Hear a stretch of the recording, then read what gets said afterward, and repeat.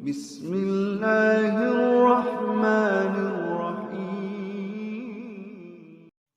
Assalamualaikum warahmatullahi wabarakatuh. Sobat-sobat, kita bersama lagi di channel saya dalam dakwah Islam pencerahan. Sobat-sobat, baik yang pro maupun yang kontra, kebenaran sulit untuk disembunyikan.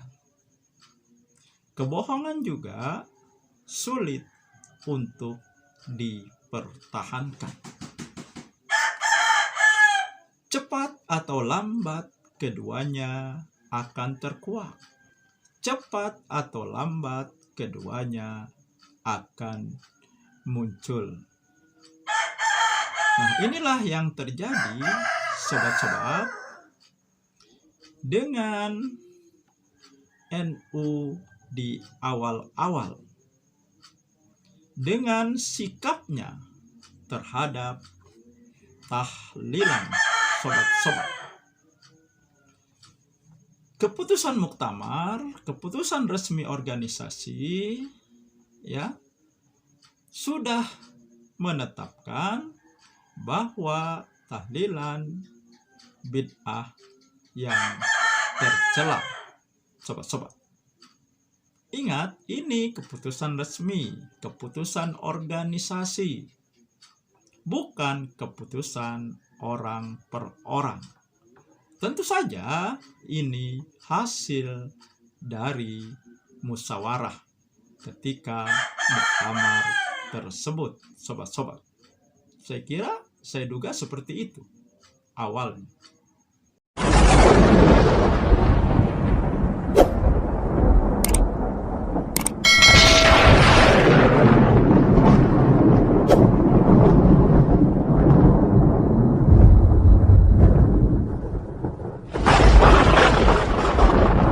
Nah, sebenarnya sobat-sobat, masalah keputusan muktamar ini sudah diangkat oleh mantan Kiai NU juga, mantan pemimpin tahlilan yang akhirnya hijrah ke manhaj salaf, kembali kepada Al-Quran dan Sunnah Nabi, sobat-sobat, yaitu Kiai Haji Mahruz Ali. Bahkan ada pernyataan beliau selama 40 tahun sebelumnya dia merasa tidak berilmu, sobat-sobat. Sobat-sobat, bisa ya meninjau kembali bagaimana sikap beliau, yaitu Kiai Haji Mahruz Ali, karena seingat saya ada konten saya membahas masalah Kiai Haji Mahruz Ali ini, dan ini ya kontennya ada di layar, sobat-sobat, di screenshot. Silakan sobat-sobat untuk mencarinya.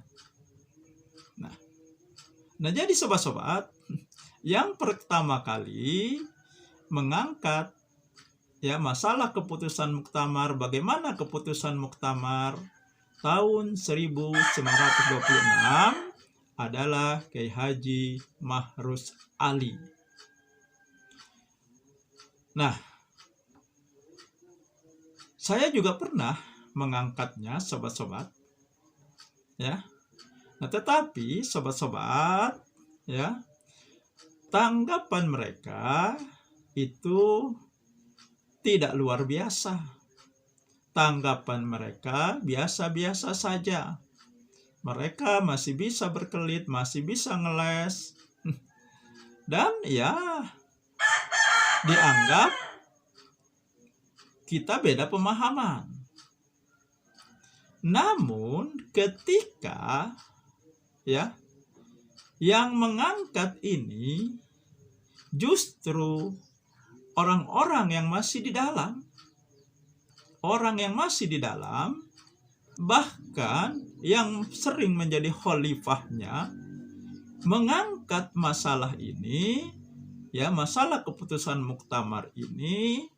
Tentu saja respon tanggapan mereka menjadi sangat luar biasa, sobat-sobat. Ya. Dan respon dan tanggapan tersebut ya berisi untuk mematahkan ya hasil keputusan tersebut, untuk tidak mungkinkan mempertanyakan keputusan tersebut. Ya, misalnya Sani Uye dengan menggunakan kitab kitab karya Kiai Haji Hasyim Asy'ari. Ada yang sibuk minta klarifikasi. Ya, misalnya Ustadz Ahdi Afandi. Sobat-sobat, sebenarnya percuma saja. Ya, bantahan mereka, minta klarifikasi, karena ini keputusan resmi organisasi yang sudah tersebar luas. Nah, dengan begitu, sobat-sobat, ya, apa yang selama ini tersembunyi, ya, akhirnya sekarang terbuka, terbentang di hadapan mata mereka. Bukan orang lain yang mengatakan bahwa tahlilan itu bid'ah tercela. Dan bukan orang yang sembarangan, yang kaleng-kaleng, yang mengatakan. Seorang profesor, seorang master, ya, bahkan seorang imam besar masjid di Surabaya. Nah, ini kan bukan main-main posisi beliau. Ya, siapa? Ya, sobat-sobat tentu sudah mengenalnya. Ya, Profesor Kiai Haji Ahmad Zahro MA. Ya. Dan saya sekarang lebih suka menyebut beliau sebagai Prof Zahro. Ya, agak singkat lah, sobat-sobat. Nah, beliau yang menegaskan memang seperti itulah keputusan muktamar. Ya. Dan ingat, beliau ini doktornya tentu saja menurut pengakuan beliau bidang Ba'sul Masail. Nah, jadi memang beliau ini punya kapasitas untuk berbicara tentang keputusan muktamar tahun 1926. Nah kan jadi akhirnya jelas sudah, ya, sobat-sobat, ya, sikap NU di awal-awal ya membid'ahkan tahlilan ini. Nah, dan sudah banyak orang yang tahu. Mereka di dalam juga saya kira sudah tahu ya keputusan ini. Ya. Nah, lalu kenapa mereka masih melaksanakan tahlilan? Apa alasannya? Nah, ya kalau ya dalil jelas tidak ada. Sunnah nabinya juga tidak ada. Nah, lalu apa? Sebenarnya ya keputusan muktamar organisasi di awal ya yang Kiai Haji Hasyim Asy'ari masih hidup, keputusannya bid'ah tercela. Jadi jelas dalil tidak ada, sunnah Nabi tidak ada, keputusan organisasi juga tidak ada, ya, membolehkan saja tidak. Lalu sebenarnya apa, ya, alasan mereka masih melakukan? Nah, barangkali cuplikan video berikut ini, sobat-sobat, bisa, ya, memberikan info mengenai mengapa mereka masih melakukannya. Ada 3 cuplikan video, sobat-sobat, ya, dari Prof. Jahro, dari Kiai Haji Idrus Ramli, dan Gus Najib. Saya kira 3 video ini cukuplah mewakili, ya, mungkin juga ini mungkin menjawab pertanyaan kenapa mereka masih melakukan. Ya, kita simak saja sobat-sobat 3 cuplikan video ini secara berturut-turut. Memang awal-awal NU dulu, terutama di era Mbah Hashim, itu ya seperti itu. Ikut Imam Syafi'i lebih kuat dibanding 3 mazhab lain. Dulu itu, jadi NU itu lebih cenderung mazhab Syafi'i, begitu. Nah, Imam Syafi'i kan berpendapat bahwa hadiah pahala tidak nyampe. Bahkan 3 hari, 7 hari, 40 hari, 1.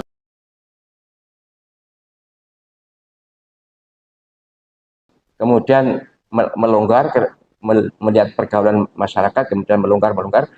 Rujukannya tetap I'anatul Talibin. Bayangkan, kitab I'anatul Talibin pada awalnya digunakan untuk merujuk. Tidak boleh hadiah pahala, tidak boleh selamatan itu. Tapi kemudian pada akhirnya juga I'anatul Talibin membolehkan, tapi dalam format doa. Memang tahlilan ini di dalam kitab I'anatul Talibin bid'ah mungkarah, dalam sebagian lain dikatakan bid'ah makruhah. Bid'ah makruhah orang yang memerangi akan mendapatkan pahala. Tapi persoalannya ini sudah menjadi budaya, sudah menjadi adat, kalau diperangi malah kita yang dimusuhi oleh orang. Yang kasihan itu Pak adalah tetangga-tetangga kita yang tidak paham agama, akhirnya nanti dengan mudahnya mengatakan budaya kita yang tahlil itu hapus karena bid'ah, karena hukumnya tidak pernah dilakukan oleh Nabi Muhammad. Kalau seperti ini nanti nggak ada Pak, nggak ada lagi nanti tahlil itu. Padahal tahlil itu enak Pak. Di rumah saya kemarin ini berapa orang ya? 1, 2, 3, 4 orang meninggal. 7 hari selesai langsung mulai, lanjut lagi. 7 hari selesai mulai lagi.